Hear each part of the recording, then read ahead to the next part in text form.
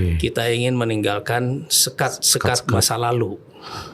Sepakat. Benar bahwa kita harus sadar sejarah, tapi kita harus tetap menatap ke depan.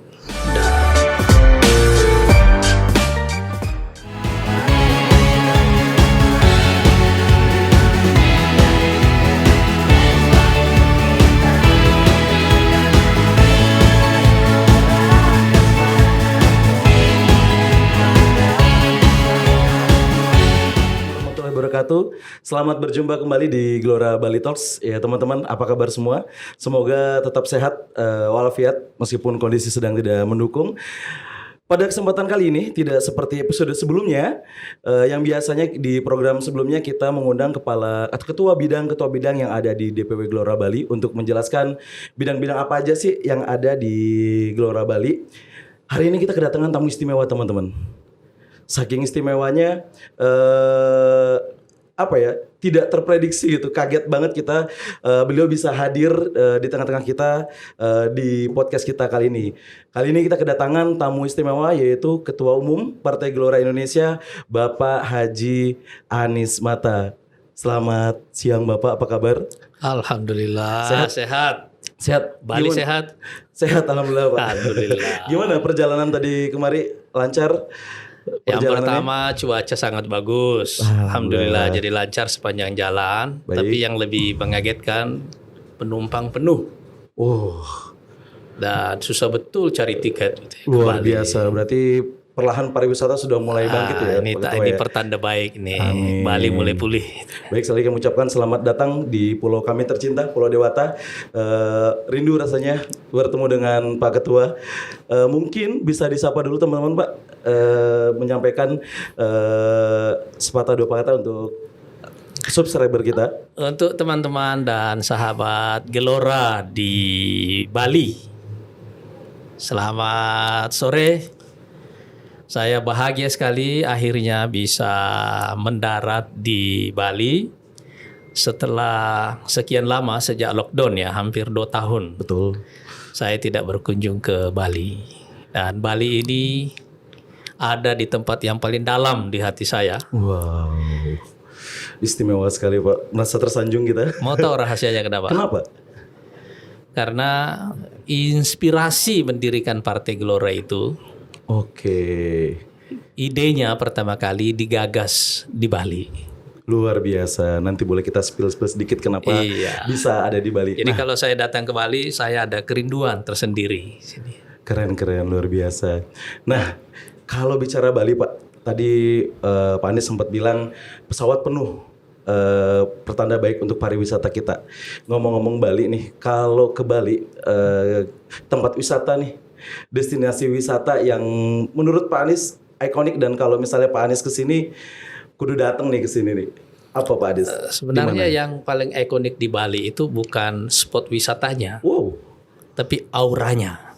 Luar biasa. Jadi begitu kita mendarat di Bali, itu suntuknya hilang, perasaan sumpeknya hilang. Betul. Kita seperti merasa bebas di Bali sini. Auranya itu aura ceria, bahagia gitu. Jadi setiap kali saya datang ke sini, ke spot manapun ya, ke spot manapun di Dimana Bali aja sini ya. Saya suka olahraga lari di pantai. Itu sih yang paling saya senangi ya. Juga suka jalan kaki. Terutama di Kuta. Kalau yang luar-luar di sekitar Bali, misalnya ke Ubud dan lain sebagainya, atau naik boat misalnya, itu kan sudah lama. Tapi yang paling saya nikmati sebenarnya di Bali itu adalah auranya, aura bahagia gitu. Betul. Teman saya pernah bilang Pak, yang tinggal di Jakarta, bro, lu kalau cari duit ke Jakarta, tapi kalau lu cari hidup di Bali. Wah, betul itu. Senada dengan apa yang disampaikan. Jadi saya langsung inget Pak. Kalau suntuk datang ke Bali. Gitu.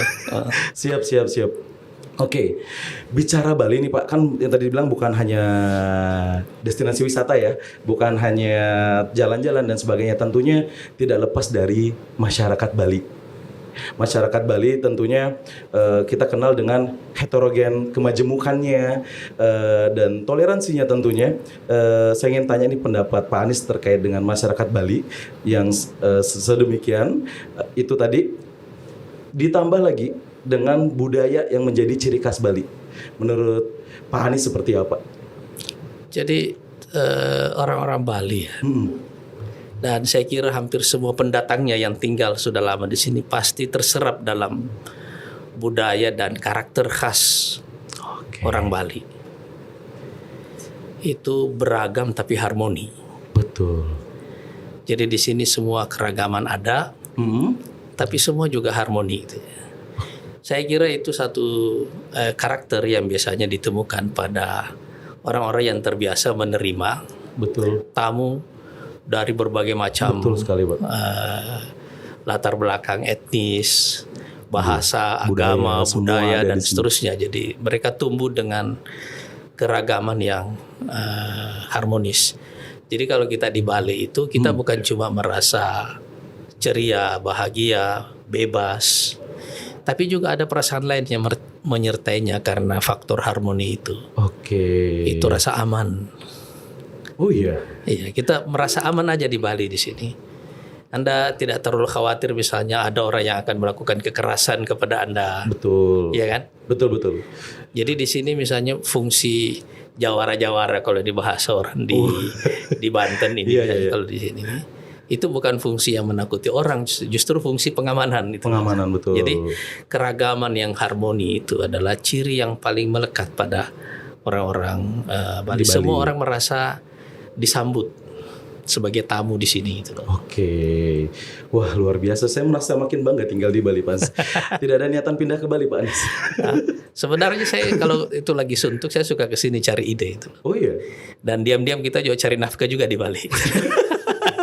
Perlu saya spill? Enggak bisa. Tadi kita sudah bicara banyak terkait dengan Bali, masyarakatnya. Sekarang kita bicara Partai Gelora nih. Iya.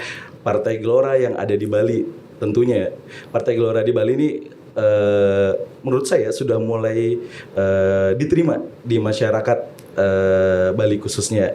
Ini pandangan Pak Anies seperti apa? Jadi salah satu alasan mengapa saya dulu memulai menggagas Partai Gelora ini di Bali. Betul. Karena satu peristiwa nasional yang kita adakan dulu waktu saya masih di PKS dulu. Bikin acara nasional di Bali. Di hotel tahun 2008 kalau nggak salah. Di mana kita membuat deklarasi sebagai partai terbuka. Tapi ide ini mendapatkan penolakan yang kuat di dalam. Jadi saya pikir Bali ini adalah tempat kita mendapatkan inspirasi untuk meruntuhkan tembok dan membangun jembatan. Sedemikian dalam ya, Pak? Iya.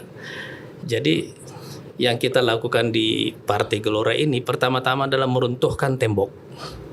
Kita ingin meninggalkan sekat-sekat masa lalu.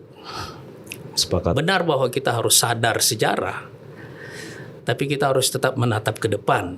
Dan alasan utama mengapa Bali ini menginspirasi karena seperti yang saya katakan tadi, di sini ada keragaman yang harmoni. Betul sekali. Di sini kita belajar membangun jembatan dan meruntuhkan tembok.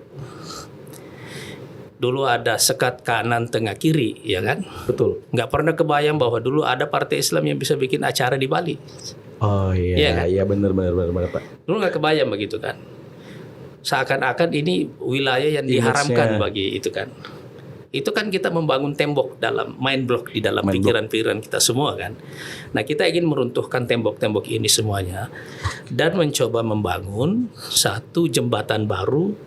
Makanya slogan dan karakter utama Partai Gelora itu adalah kolaborasi. Sepakat, Pak. Ya, nah ide kolaborasi ini kan idenya Bali ini kan. Jadi kita dapat inspirasi dari Bali ini ide. Maksudnya keragaman yang harmoni itu begitu kita terjemahkan dalam bentuk budaya organisasi. Betul. Kita menyebutnya adalah kolaborasi.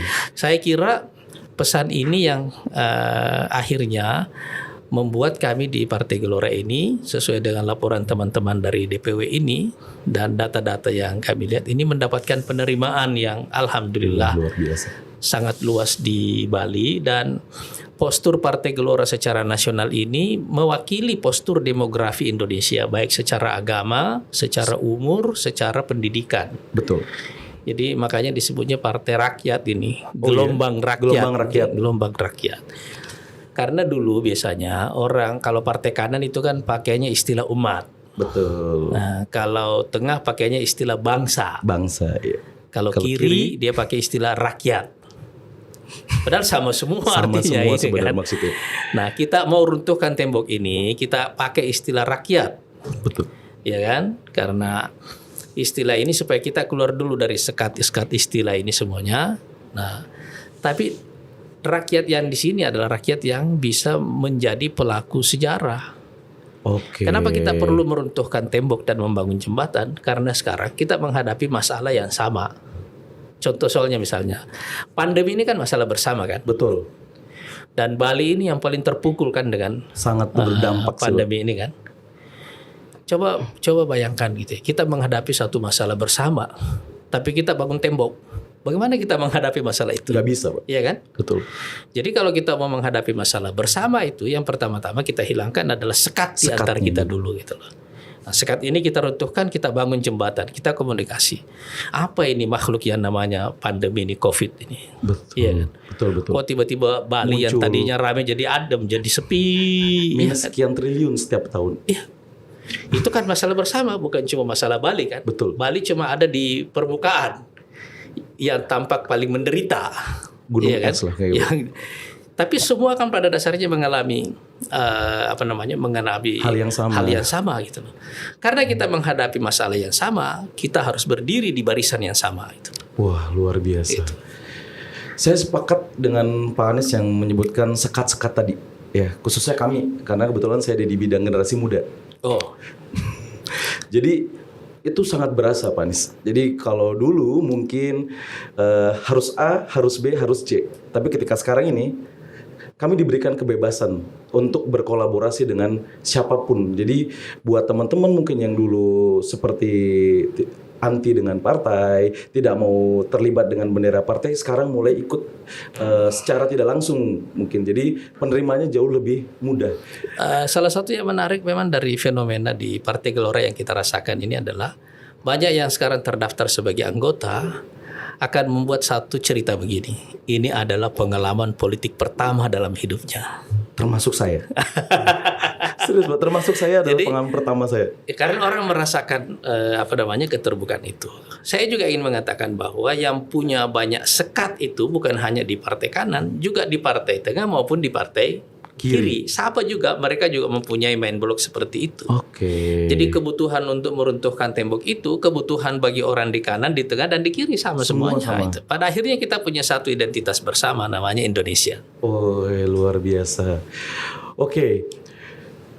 Kita melihat Indonesia bonus demografi, Pak.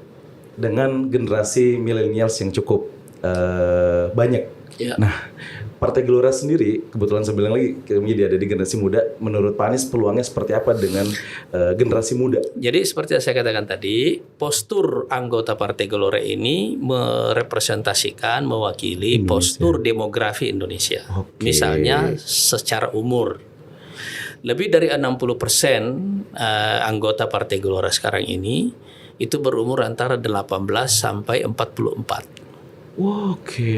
Ya, jadi artinya ini kan kira-kira postur demografi kita kan mirip Betul. begitu kan? Betul. Ya. Jadi ini artinya kata rakyat yang kita pakai ini sudah relatif terwakili dalam postur anggota Partai Gelora Di dalamnya itu. sendiri sudah Secara mulai umur terwakili, ya. betul. Secara pendidikan juga begitu. Oke. Pendidikannya lebih dari 60% juga pendidikannya itu SD sampai SMA. Oh iya. Ya. Oh. Ini juga partai rakyat ini.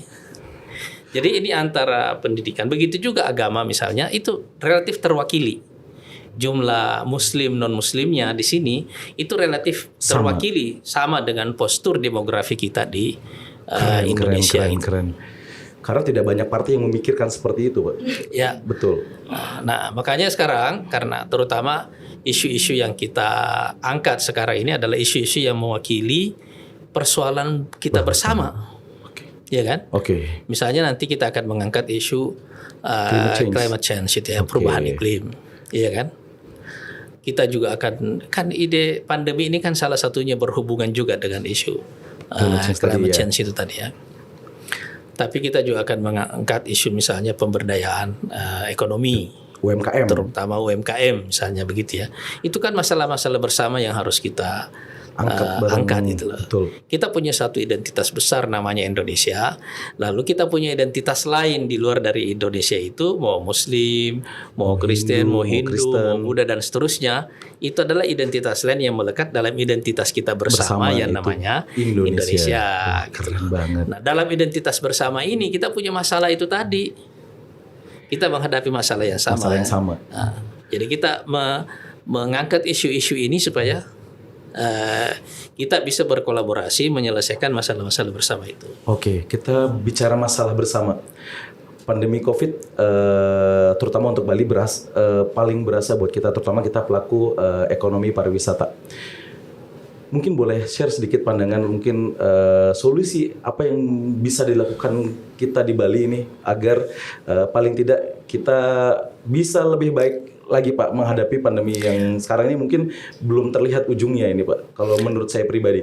Ya, jadi insya Allah besok kan kita akan ketemu juga dengan para pelaku wisata ya, dan pelaku UMKM nih, insya Allah besok di rangkaian acara kita ini kita sengaja mengangkat masalah ini, bertemu dengan para pelaku UMKM dan para pelaku wisata. Saya sendiri ingin mendengarkan dari mereka apa masalah yang mereka hadapi. Tapi secara umum, sebagai masalah global, dampak yang paling buruk dari pandemi ini adalah bahwa dia menghentikan pergerakan manusia secara global.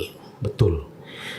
Data-data menunjukkan misalnya sejak tahun 90-an kan arus globalisasi dunia itu meningkat.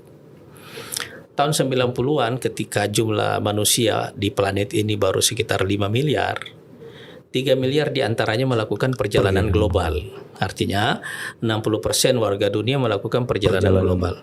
Ketika jumlah manusia hampir 8 miliar sekarang, itu perjalanan global manusia juga makin meningkat. Secara jumlah volumenya maupun juga secara intensitasnya. Artinya orang misalnya kalau dulu melakukan perjalanan ke luar negeri bisa sekali setahun. Mungkin sekarang karena dengan adanya pesawat terbang yang murah, transportasi udara yang lebih murah, jadi yang low cost begitu, jadi orang bisa melakukannya lebih banyak. Bisa 3 kali setahun, betul. Dan sekarang tiba-tiba itu semuanya dihentikan oleh pandemi. Jadi ini ada proses deglobalisasi. Itu satu. Tapi pandemi ini juga bersamaan dengan isu lain seperti isu climate change dan konflik geopolitik, terutama antara Amerika dengan China ini, itu juga pasti punya dampak gitu loh. Karena proses deglobalisasi ini implikasinya ke mana-mana. Betul. Salah satunya ke perdagangan internasional dan semua industri yang related dengan itu seperti wisata. Nah, tapi karena ini ada hubungan lain, yaitu hubungannya dengan konflik geopolitik ini, maka ada semacam kesepakatan atau secara umum di kalangan para ahli-ahli strategi di banyak negara yang saya baca bahwa pandemi ini akan lebih panjang, bukan terutama soal penyakitnya atau COVID-nya jenis apalagi. Betul. Ini kan yang baru ini, atau akan ada gelombang ketiga, keempat, kelima dan seterusnya, bukan terutama itu nanti, tapi implikasinya pada krisis ekonomi. Karena ada penghentian pada aktivitas manusia secara global, pergerakan manusia secara global, dan efeknya pada perdagangan internasional, efeknya juga pada industri terkait seperti pariwisata dan seterusnya. Maka secara nasional, sebelum kita masuk ke isu Bali ini ya, terobosan ekonomi kita ke depan itu harus berorientasi pada pengembangan ekonomi domestik. Nah, dalam konteks pengembangan ekonomi domestik itu, pariwisata juga mengalami hal yang sama. Jadi saya kira wisata domestik ini yang harus kita galakan, karena paling tidak sampai 3, 5 sampai 7 tahun atau pada dekade 20-an inilah secara umum pergerakan internasional itu akan sangat lambat sekali itu. Sampai 1 dekade bisa sampai begitu ya. Itu akan sangat lambat sekali itu. Karena kita ini kan tidak tahu, misalnya vaksin, oke, itu membantu, tapi begitu ada varian baru, orang perlu vaksin baru lagi kan. Iya kan? Booster baru lagi dan seterusnya dan seterusnya. Jadi orang nggak berhenti ini kan. Betul. Makanya karena kita tidak bisa meramalkannya, nah setiap negara harus punya cara survive-nya sendiri-sendiri. Sebenarnya sih kita agak beruntung di Indonesia ini karena negara kita ini punya ukuran dari segi geografi dan populasi serta secara relatif ya tingkat kemajuan ekonomi yang memadai untuk memperkuat ekonomi domestiknya. Jadi secara volume misalnya volume wisata, jumlah orang wisata misalnya yang datang ke Bali bisa tetap ditingkatkan dengan bertumpu pada domestik tadi. Nah, wisatawan lokal. Iya kan? Betul. Mungkin ada misalnya perbedaan pada daya beli dan seterusnya, tapi itu nggak ada masalah, itu bisa akan teratasi dengan sendirinya gitu ya. Tapi maksudnya adalah pergerakan domestik ini yang harus kita picu begitu ada peluangnya. Iya. Karena kan memacu untuk perputaran ekonomi juga baik kita di sini.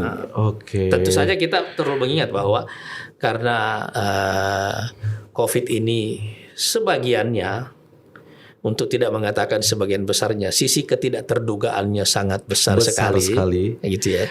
Dari kita mesti melihat begini, begitu ada peluang langsung kita longgarin. Kalau ada masalah lagi, nggak ada masalah, kita ketatin karena akhirnya kan keselamatan lebih kita utamakan. Betul. Kan? Gitu loh. Tapi maksud saya adalah orientasi pada ekonomi domestik dan implikasinya pada wisata domestik. Ya. Kita bicara Bali lagi nih Pak, kan sangat bergantung dengan wisata. Memungkinkan nggak peluang ada potensi kalau Pak Anies sering main ke Bali, selain pariwisata, apa lagi yang bisa kita manfaatkan peluang-peluang untuk ekonomi di Bali? Kalau kita bicara jangan bergantung deh sama pariwisata. Terus kalau ada kondisi kayak gini, bahasa anak-anak sekarang ambiar semua nih. Nah, peluang potensi Bali selain itu pariwisata itu harus didekati secara lebih integrated ya, secara lebih komprehensif. Jadi umumnya wisata-wisata besar atau spot-spot wisata besar di dunia itu salah satu daya tariknya itu kan adalah event based gitu, jadi berbasis pada event gitu ya. Gitu ya. Sekarang kan kita mungkin ada kesulitan untuk membuat event-event besar, nggak bisa seperti itu, begitu ya. Tapi kita tetap bisa mensiasatinya dengan cara-cara yang lain. Kalau kita tidak bisa melakukan event yang besar-besar seperti itu, kita bisa mensiasatinya dengan yang lain. Tetapi memang nanti event dengan produk pendekatan misalnya industri kreatif yang gitu ya.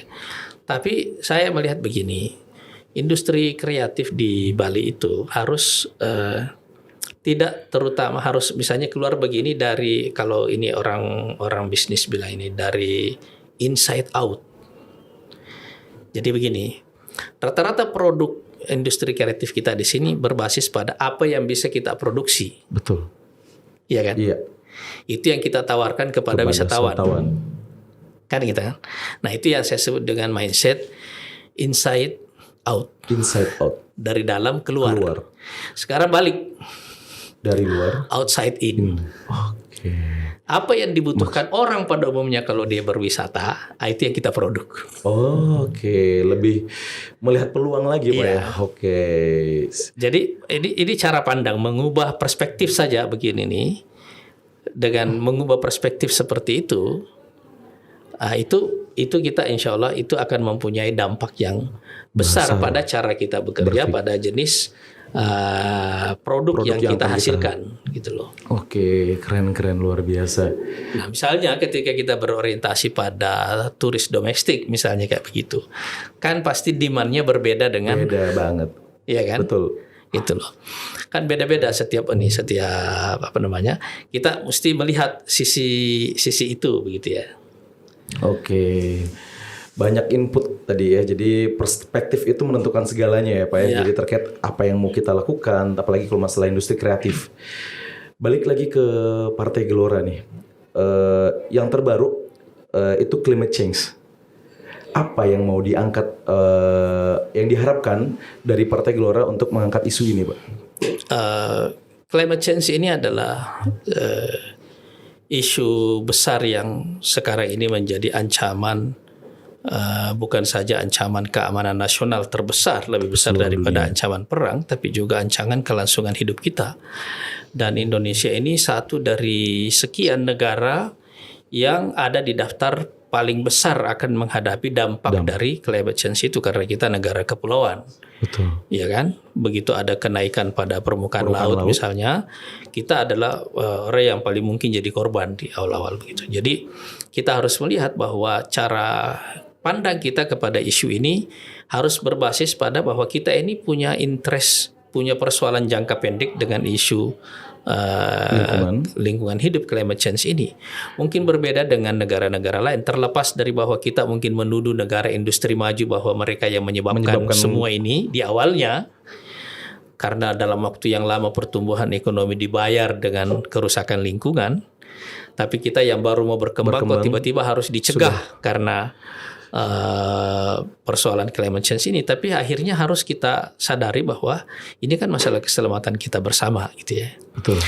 Tapi kan antara apa yang secara saintifik dipercaya dan kemudian berkembang menjadi kebijakan policy secara global melalui Paris Agreement dan respon pemerintah per pemerintah serta sektor swasta terhadap isu ini kan beda-beda di tiap negara.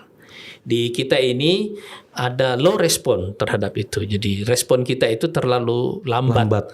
Terhadap isu ini, padahal ini implikasinya sangat besar. Sementara dalam waktu yang istilahnya dalam jangka pendek, misalnya dalam 10 tahun ke depan ini, kita termasuk satu negara yang artinya termasuk di antara yang paling tinggi resikonya untuk terdampak dari isu terdampak dari climate change itu, apalagi di atas tahun 2030 gitu ya. Jadi ini isu yang sangat kompleksnya, karena itu kita menempatkannya sebagai isu prioritas agenda utama Partai Gelora. Ini yang saya maksud, ini masalah kita bersama. Nah, coba yang akan dilakukan Partai Gelora, karena kita adalah partai, kita melakukan apa yang ada dalam jangkauan kami untuk melakukannya. Oke. Nah, jadi kita mau program pertama dalam kaitan dengan isu climate change ini adalah menanam 10 juta 10 juta pohon. Ya. Itu siapapun boleh terlibat Pak ya? 10 juta itu sebenarnya angka yang sangat kecil. Waktu masanya Pak SBY dulu kan ada program 1 miliar pohon. Ya. Tapi saya sengaja menyebut angka 10 juta ini karena itu realistis bagi kami di Partai Gelora. Artinya dapat dijangkau, dapat dieksekusi, dapat dilaksanakan. Nah, sekarang dengan misalnya kader kami lebih dari 0,5 juta, kita bisa membayangkan bahwa kira-kira satu kader itu akan punya kewajiban 20-25 pohon. Iya kan? Ya. Dan ini kita canangkan sampai tahun 2023 yang akan datang. Jadi ada waktu 2 tahun insya Allah. 2 tahun untuk bisa mencapai target tadi. Jadi untuk 10 juta pohon itu kita target kita tanam dalam 2 tahun. 2 tahun. Okay. Jadi kalau kita bilang misalnya dibagi dalam 2 tahun ya, setiap kader dapat 20 pohon. Iya. Ya kan kira-kira satu bulan 1 pohon lah. Iya kan? Oh iya, satu bulan 1 pohon ringan masih bisa. Soalnya Bali siap mendukung Pak. Apalagi Bali kan ini kan. Betul. Permukaan lain siapa yang mendatang wisata bos? Iya. Oke, luar biasa banyak obrolan yang bisa kita ambil kali ini Pak. Ingin rasanya masih banyak hal yang kita bahas lebih dalam dengan Pak Ketua. Hanya saja waktu sudah tidak memungkinkan lagi. Terakhir mungkin closing statement apa yang mau disampaikan untuk warga Bali dengan kondisi sekarang ini. Silakan Pak Ketua. Saya datang ke Bali karena rindu. Bali ini selalu menginspirasi saya. Apa yang saya pelajari dari warga Bali adalah keberagaman yang harmonis, keterbukaan, dan keteraturan. Saya belajar hal-hal itu di Bali, dan di Bali inilah pertama kali saya dan teman-teman para pendiri Partai Gelora menggagas ide berdirinya Partai Gelora. Jadi kali ini kami datang karena rindu dan karena ingin dapat inspirasi baru. Siapa tahu dari sini, setelah pulang dari sini insya Allah akan ada lagi ilham-ilham baru yang saya dan teman-teman peroleh dari Bali. Baik, cukup dalam Pak buat kami yang ada di Bali. Sekali lagi sebuah kehormatan besar kami kehadiran Bapak Ketua Umum Partai Gelora Indonesia Bapak Anies Mata. Semoga dari obrolan ini dapat menginspirasi kita semua teman-teman dan membuat kita bisa move on untuk bisa merubah perspektif kita untuk bisa melihat apa yang bisa kita lakukan khususnya bukan hanya untuk diri kita sendiri tapi Bali tentunya tempat tinggal kita bersama. Baik, sekian untuk podcast hari ini, sampai jumpa di Gelora Talks berikutnya. Wassalamualaikum warahmatullahi wabarakatuh. Waalaikumsalam warahmatullahi wabarakatuh.